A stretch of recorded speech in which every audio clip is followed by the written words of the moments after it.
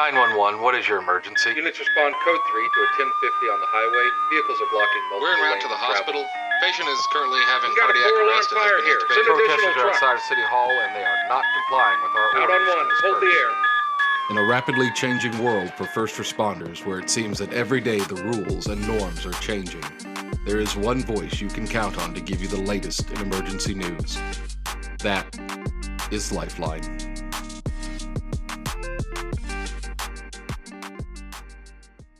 Hello and welcome back to another episode of Lifeline 911, the podcast that discusses emergency communications and first responder issues in general. We're here today with your host, Erica Roberts. Hello. And today we're going to be discussing who takes care of us, the first responders, specifically in emergency communications.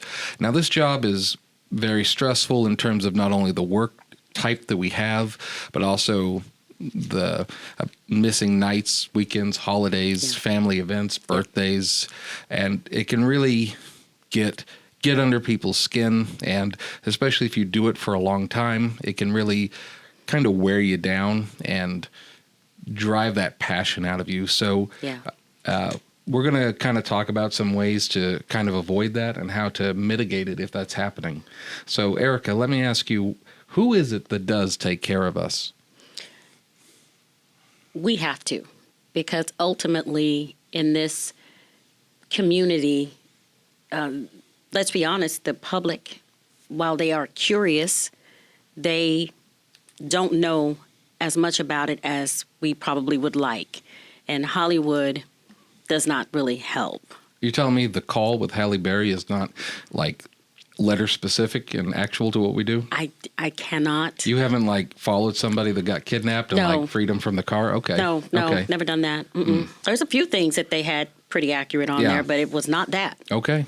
It was not that. That was really a slick place she worked at, and like it looked fancy. I mean, I felt inadequate after I got done with that. I mean, I imagine that there are agencies out there where you dispatch and take the call. But if we get on, if I go down that rabbit hole, Gary, you know we'll be here another 30 minutes on That's that. true. So, Yeah. But yeah, that building that she worked at looked really slick and futuristic, and probably not what 99.9% of your agencies are going to look like. I love those floors, you know, and like the one on 911, especially the one in LA. And have you seen those desks? They're very nice desks. They're very nice. Yeah. I feel like, they probably have their own environmental controls, unlike what we have. Yeah. We have fans. We have a fan. Sometimes they work. Yeah, and a heater underneath. Mm-hmm. See? We're already down the rabbit hole. All right. So, Okay. yes, back to it. Back so, to it. who is it that takes care of us as, 911 call takers, dispatchers, and first responders? Really, all jokes aside, it has to be us, because ultimately, unlike our friends on the other side of the radio, the police officers, the EMTs, and the firefighters, this whole industry is, and correct me if I'm wrong, in my opinion, it is geared towards them, and as it should be. Yeah. I'm not saying it shouldn't be, because they are out there taking the physical risks every day Yes. to keep people safe, and I have nothing but respect for that. But we have some of the same responses to trauma and stress, and it's becoming more and more apparent in recent years that we do suffer that vicarious trauma. Yes. We do miss the same nights, holidays, and weekends, and we have single moms out there that are constantly battling the issue of childcare. Yeah. It is an ongoing, everyday battle, and that is a source of stress, because not only they have to have someone to take care of the kids, and they can't be there themselves, which is a whole other source of stress and trauma for a mother, and dads are no different. So there's that, and then the long hours, and then the calls themselves. So if not us, who? And I was thinking about this, and I got to thinking to myself, okay, so who is it exactly that does take care of us? it has to be us, and I say it has to be because it typically isn't. Right. We get into our calls and we get into that caretaker mode, and as soon as the call is over, we go into our zone. It's, Yeah, like you kind of just want to, get through whatever the trauma was you heard, because it's hardly ever anybody calls 911 for a good reason. yeah, But I think that for me at least, I always told all my trainees and people I worked with was that there are going to be some calls that are chinks in your armor, your emotional armor, where like if you get that call and you're like like an old person or a dog or like a sexual assault or something, and you know that like whatever it is, those types of calls will get at you. Like you've got to be much more on guard to try and avoid, falling into a bad place mentally with that.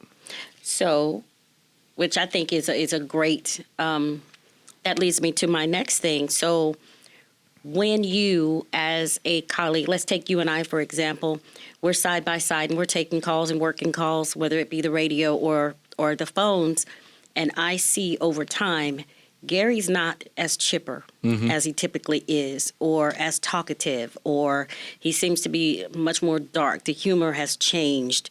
There's no energy. There's just something's off.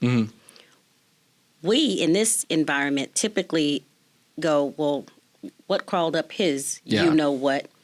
And we write each other off instead of leaning in and saying, hey, are you okay? And by that, I don't mean what we usually do. Are you okay? Hoping they say, I'm fine, and keep on going. Yeah. No, I mean, really, are you okay? And when you get that typical, oh, yeah, I'm fine, we just go on about our business and we don't double back. Right. Yeah.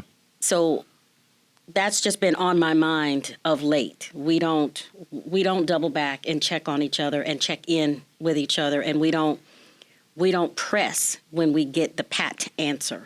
Yeah. And I think that, more broadly than just communications, I think just a world as a whole, really. Like, we all have, our groups that we're part of, be it friendship groups, family groups, church groups, bingo club groups, whatever that, you have to kind of get in there and like, check with the people in that group because, we rely on each other we're social animals, we humans, and we've got to look after one another in order to really stay healthy. Agreed.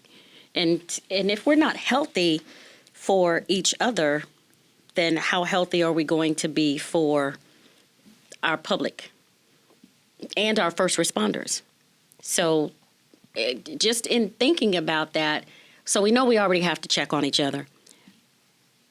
But what happens when you get that answer?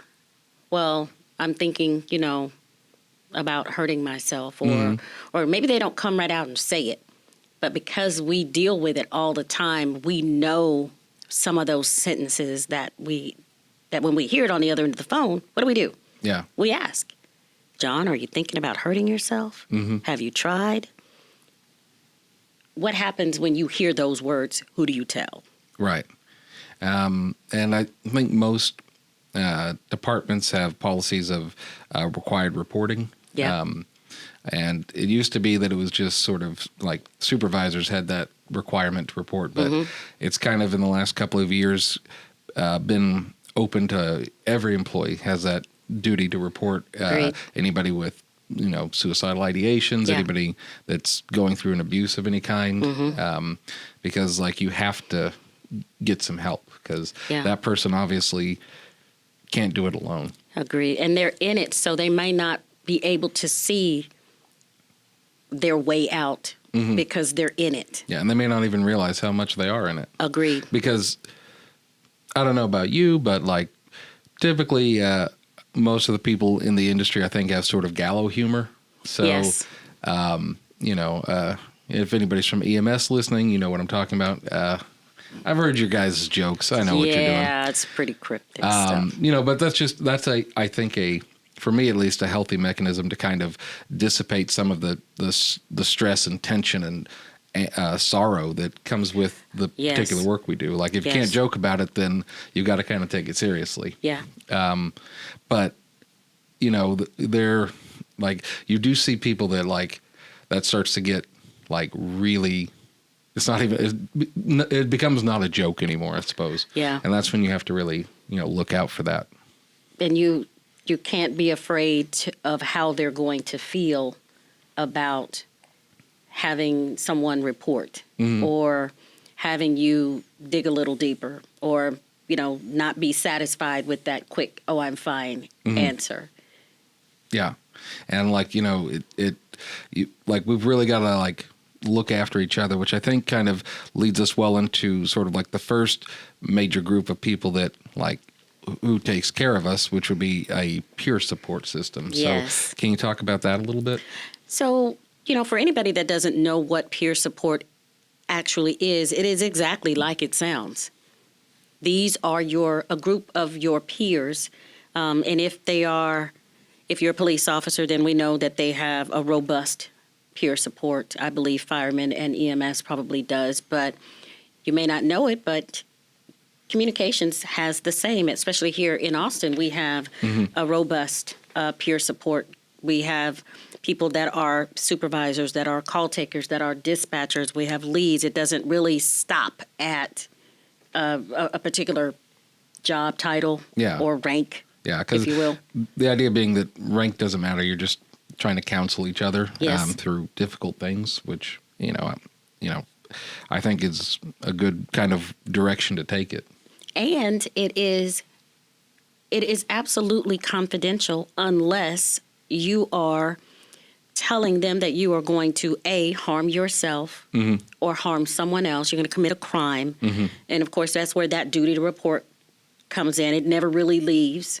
But think about that. If you are going through something, they have people within these groups that specialize in certain areas. And by specialize, I'm not talking about degrees. I mean, if you are going through a divorce, they have someone. If you are going through child custody issues, they have someone that is a peer to you that can relate to that. If you have taken that call or the unthinkable, if you're on the radio, if something happens to one of the first responders, right? Yeah, field responders, and you have to, they are there to help you process that.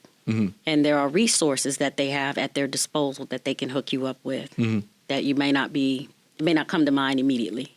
Right. And so you've been peer support before. Are you currently? No. Okay. But you have been before. I have been, but it's been many, many years.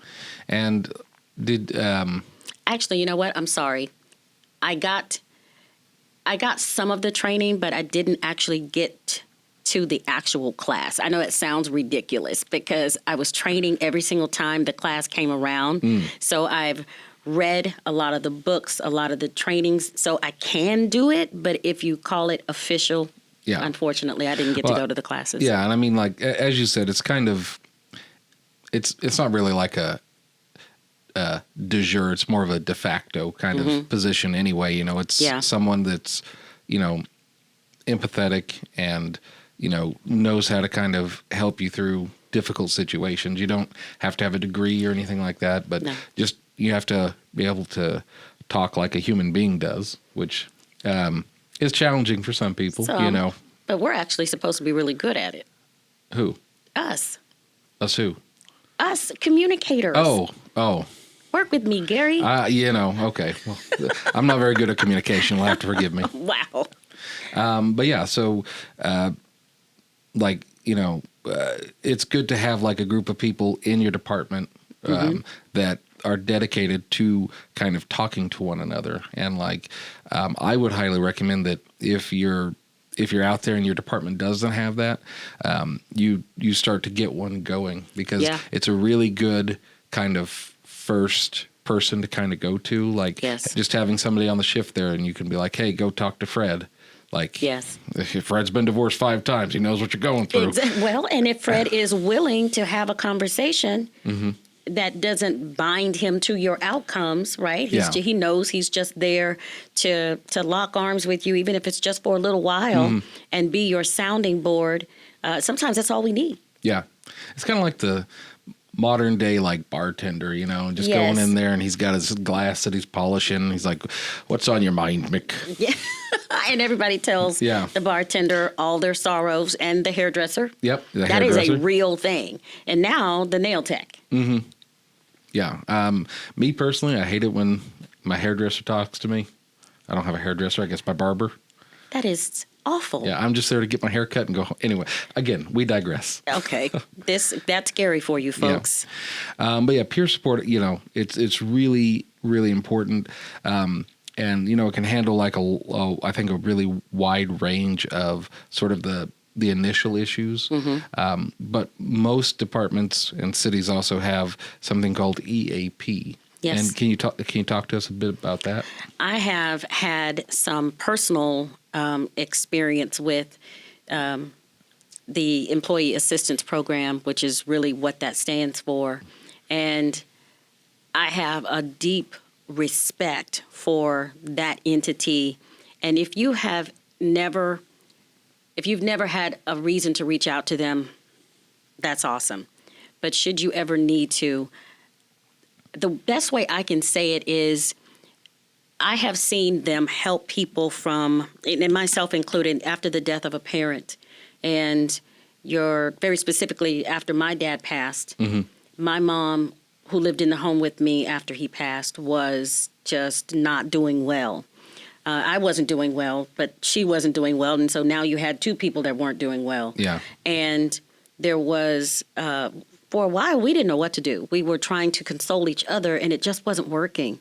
And just all around us, things were just falling apart. And I do not know how I got in touch with them, but probably a supervisor said, "Hey, why don't you reach out to these people?" And I made one phone call, and before I knew it, in less than a week, I had counseling set up for both of us. And immediately, I think it was 5 or 7, somewhere between 5 and 7 free sessions that were not dependent on the insurance or anything else. It was immediate. And from there, they helped get me situated and her situated. And it's all confidential. My leadership knew nothing of it. Once that supervisor said, "Call them," that was the end of it. That was the end of their involvement. And I've been an advocate for that program ever since. I've done it myself, where I've slid the number to our EAP to employees, and they've come back weeks and months later and said, "You have no idea what that did. That turned our whole world around, from mental health problems to parents with cancer to adult daycare situations." I mean, anything you can think of that you might be going through and you don't know what to do, if your agency has that program, please take advantage of it. You have no idea. The sky is the limit of what they can do. Yeah. And like a lot of agencies and government entities do have some sort of employee assistance program. Yeah. They might have different names or different, locations, but they can really help you out with a wide variety of things. It's Yes. not just like counseling sessions. It's like they're also the people that know like how to find grants or like Yes. how to, maybe find like some childcare, set up. So like Absolutely. they can really help out with a lot of different problems. And actually, I just in our conversation, just thinking about it, if your agency doesn't have that per se, what they may also have, who can be a wonderful resource to you, is the victim services. Yeah. Yeah. Or crisis, if you will. And they typically are the counselors out in the field that help our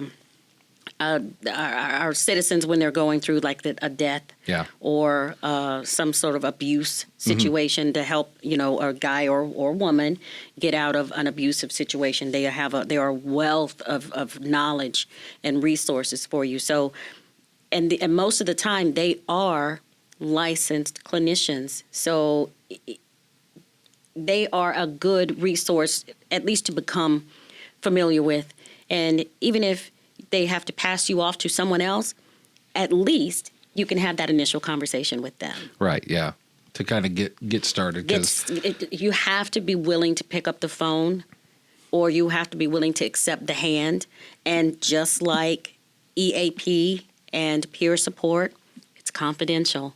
Your leadership will not be aware unless, of course, that same duty to report those circumstances creep up. You're thinking about hurting someone, robbing banks, and going on a homicidal spree. That's a little bit different. yeah, I mean, like, don't express those feelings is all. I mean, yeah. if you just must have, if you got that going on, I encourage you, please tell us so we can stop you, but get you some help. But all jokes to the side, these are some wonderful resources for you. Because if you don't mind me asking, when you started with the EAP, like, I think a lot of people, when they think of like going to counseling, there's sort of such a high emotional bar of kind of starting to talk about whatever it is that's bothering you. Yeah.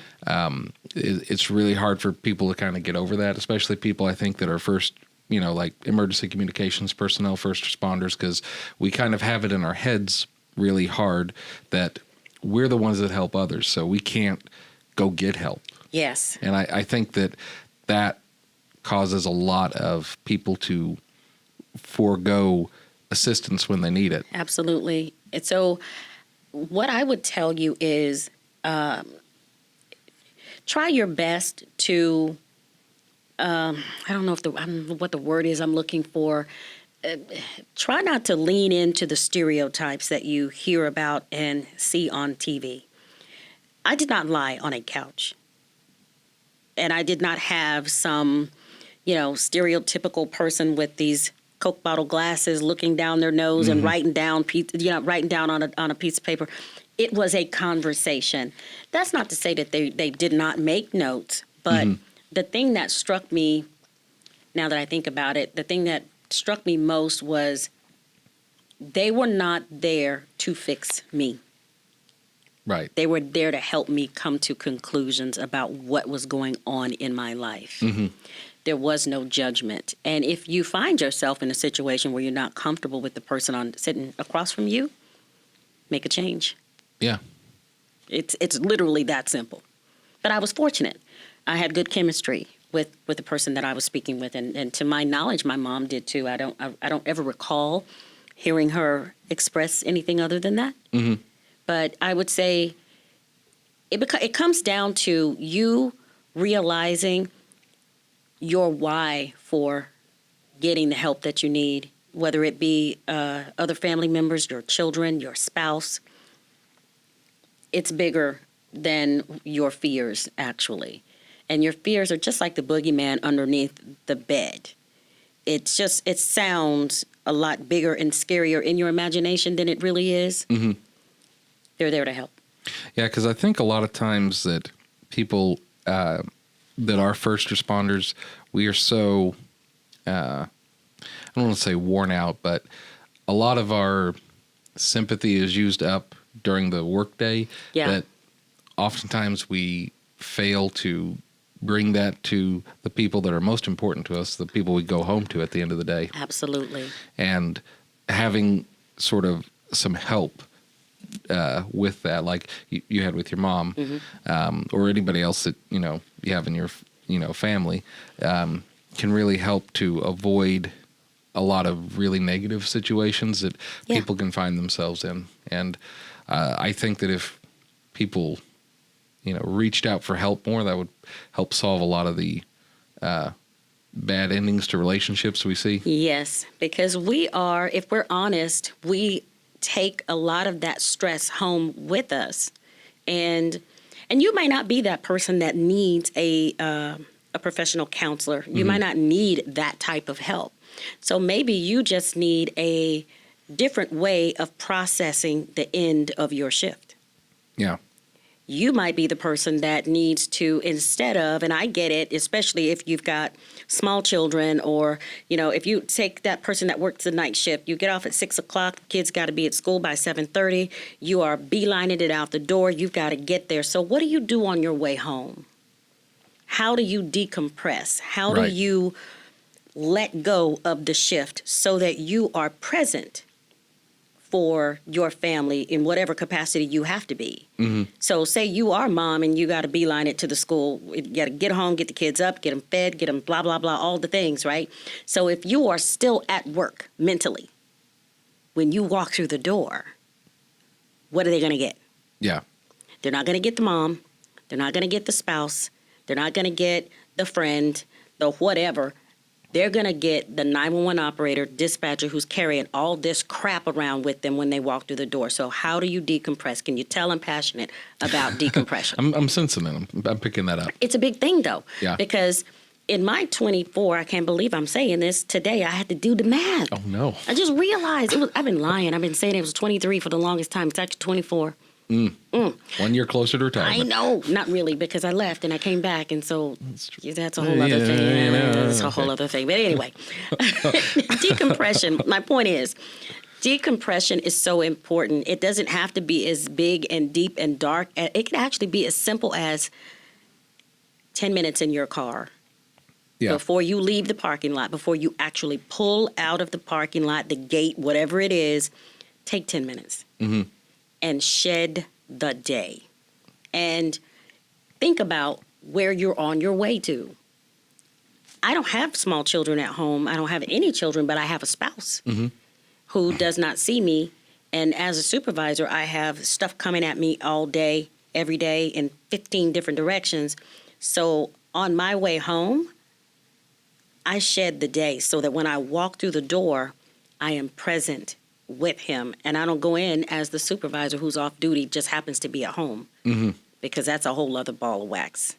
Yeah, I think that for like police, fire, EMS, they generally have a routine of when they get home, you take off your work clothes, you leave your boots by the door because they're contaminated with whatever happened throughout the day. Yeah. But equally, or maybe even more so importantly, is to kind of shed that emotional person that you are. Because generally at work, you're going to be a much different person than like you are not at work. Right. And you should be, because at work, you need to be a little bit more firmer and a little bit more like, we have to get this done to save people. Yes. But generally, hopefully, at your home life, it's not quite a life and death situation every minute of every day. You can't be, and I'll use myself as an example. I am a different person when I go home. When I go home, I am a wife. When I'm here, I am a supervisor. I am a colleague. I am a 911 operator. I'm a dispatcher. I'm a whatever you want. I'm that professional. But when I go home, I have to take that off because he didn't marry that. Right. He married me. Exactly. So, and I don't mean that to get deep, but somebody probably needs to hear that. Oh, yeah. I mean, like, it's critically important, I think, to be able to demarcate yourself from work and probably for any profession, but especially, sort of an emergency communication standpoint. Where you're taking on people's worst day all day. Yeah, because we generally, I think most people that do this profession, especially a long time, kind of figure out a way to build sort of an emotional shield or barrier, which is generally not what you want for your familial or friendship relations, because it keeps you distant, and that's not a way to have a healthy one. It is not. Okay, it's not. So kind of moving on from the employee assistant programs, which if your department has them or doesn't have them, check into that, because those may be an option for you if you need it, because they're very helpful. One thing that we've kind of started seeing happen in the last decade or so is debriefings. Yes. So what can you tell us about those? So for the longest time, we did not have debriefings, and debriefings, I'm sure there is a professional, what do you call that, definition for it. But really, in a sense, what it is after that challenging event, I've never been to a debriefing that did not have a very sad ending attached to it. Yeah, I mean, no one ever goes to like, we got the kitten out of the tree. Exactly. It's like, everybody died. Yeah. So this is typically, the loss of a field responder. In our case, we do police, so it's usually an officer. I take that back. I've been to a couple where that they went back over how badly things went. Fortunately, there was no loss of life, but typically the ones that I've been to had to do with that. Yeah.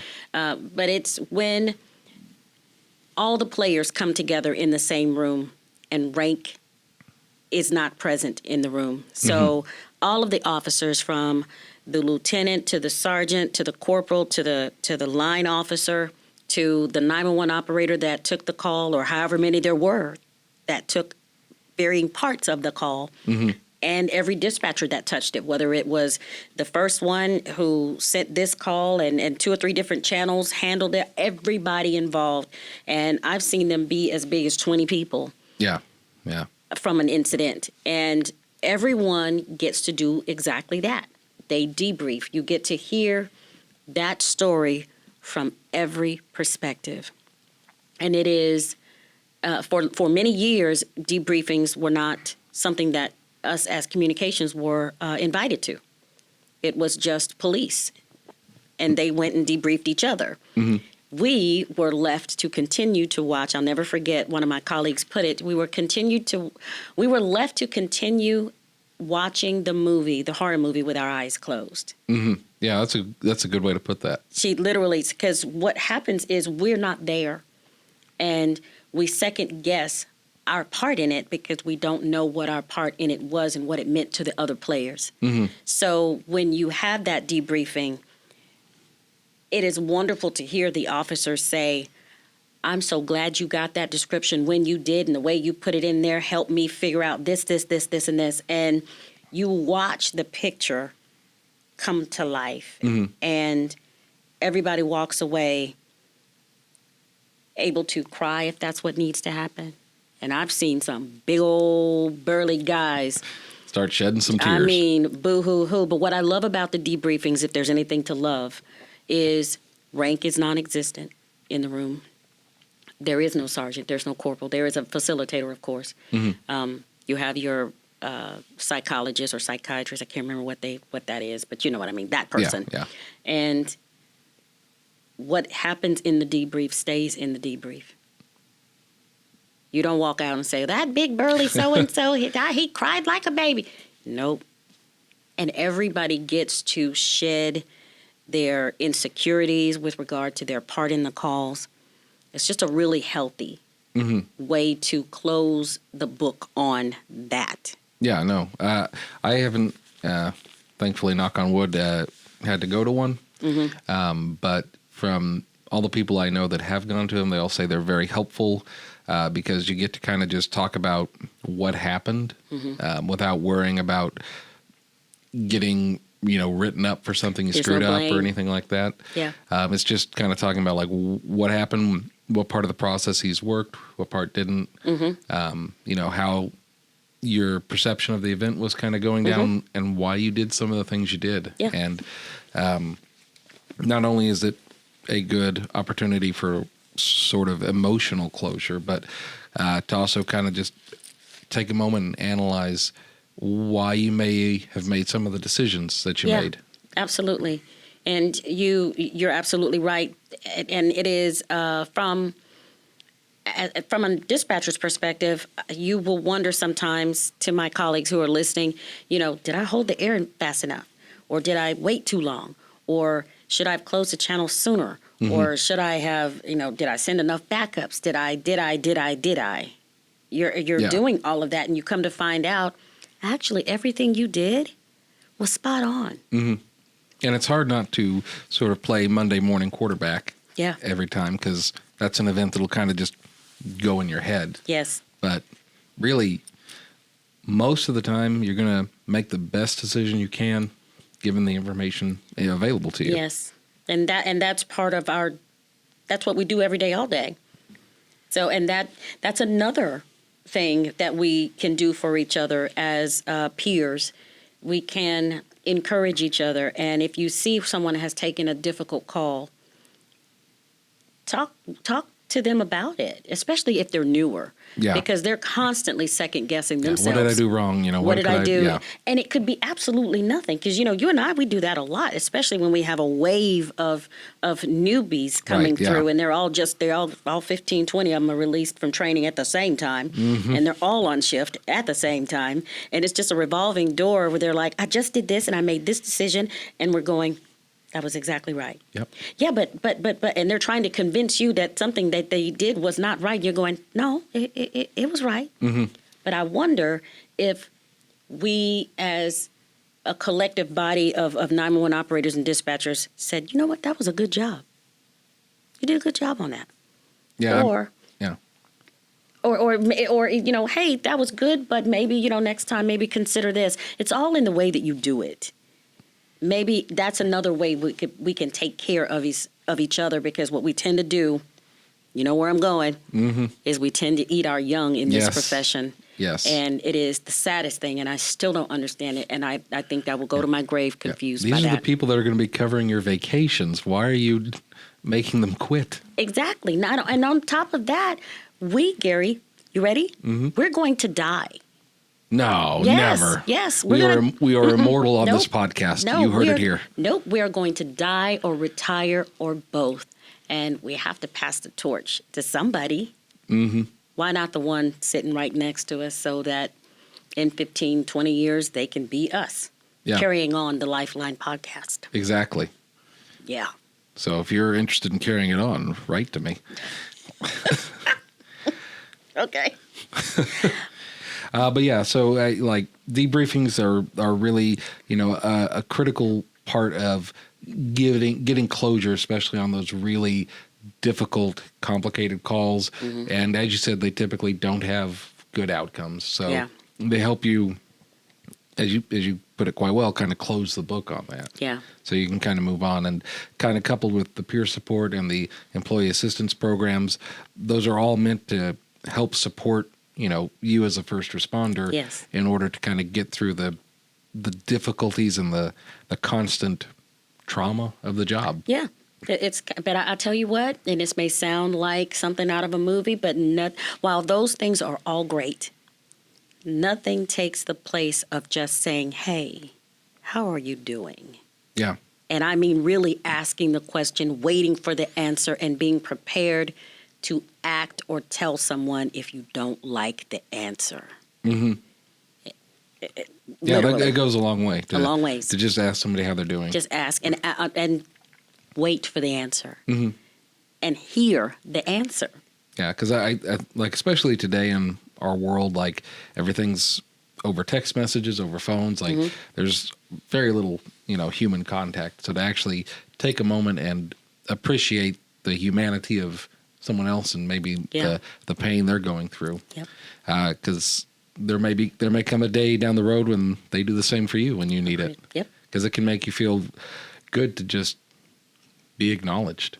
Yes. Agreed. Well, that'll be our show today, talking about the do's on how to take care of yourselves as a first responder with your host, Erica.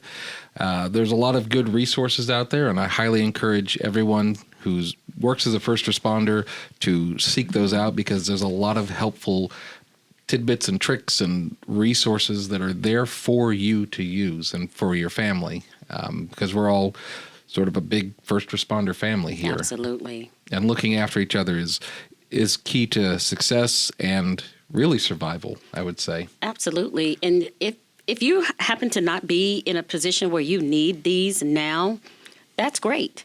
But familiarizing yourself with what's available to you is also key, because keep doing it. Keep doing this work. And, and my guess is one day something will happen, or you will take that call, or just life. Just life will happen. Yeah. And you may need someone to talk to. And having this stuff written down in a drawer somewhere might be helpful. Mm-hmm. Just- might be just a little card somewhere. Just a little card somewhere. And if you don't happen to be the person that needs it, being aware of the resources to hand off to someone else is also great. So, yes, that'll conclude our show for the do's. Next week, we'll be back with the don'ts, what not to do, actually, to look after each other. Yes. As always, if you have any questions that you'd like us to answer on the show, please feel free to reach out to us at the Facebook group, Lifeline 911 Podcast, or email us at lifeline911podcast@gmail.com. Have a safe week, everyone. Thank you for watching our production of Lifeline 911 Podcast. If you have any questions about the topics we discussed today, or if there's something specific you'd like us to cover in a future episode, send us your questions at lifeline911podcast@gmail.com. Stay safe out there. Until next time, this is Lifeline 911 signing off.